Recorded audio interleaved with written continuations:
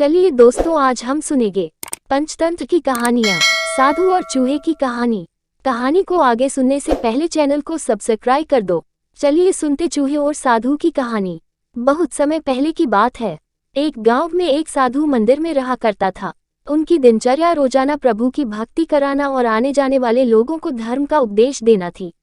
गांव वाले भी जब भी मंदिर आते तो साधु को कुछ न कुछ दान में दे जाते थे।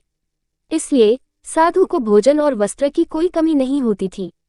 रोज भोजन करने के बाद साधु बचा हुआ खाना छीके में रखकर छत से टांग देता था। समय ऐसे ही आराम से निकल रहा था, लेकिन अब साधु के साथ एक अजीब सी घटना होने लगी थी। वह जो खाना छीके में रखता था गायब हो जाता था। साधु ने परेशान होकर इस बारे में पता लगाने का निर्णय किया।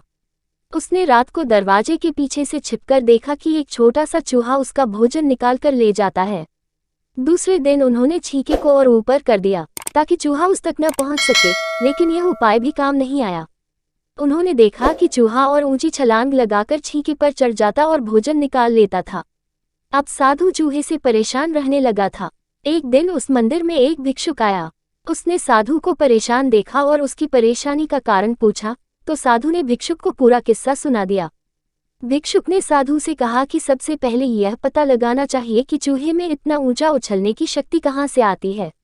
उसी रात भिक्षुक और साधु दोनों ने मिलकर पता लगाना चाहा कि आखिर चूहा भोजन कहाँ ले जाता है।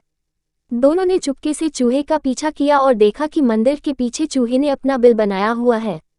चूहे के जाने के बाद उन्होंने बिल को खोदा तो देखा कि चूहे के बिल में खाने पीने के सामान का बहुत बड़ा भंडार है। तब भिक्षुक ने कहा कि इसी वजह से ही चूहे में इतना ऊपर उछलने की शक्ति आती है। उन्होंने उस सामग्री का निकाल लिया और गरीबों में बांटा दिया। जब चूहा वापस आया तो उसने वहां पर सब कुछ खाली पाया तो उसका पूरा आत्मविश्वास समाप्त हो गया। उसने सोचा कि वह फिर से खाने पीने का सामान इकट्ठा कर लेगा। यह सोचकर उसने रात को छीके के पास जाकर छलांग लगाई, लेकिन आत्मविश्वास की कमी के कारण वह नहीं पहुंच पाया और साधु ने उसे वहां से भगा दिया। कहानी से सीख: संसाधनों के अभाव में आत्मविश्वास की कमी हो जाती है, इसलिए जो भी संसाधन आपके पास हो उसका ध्यान रखना चाहिए।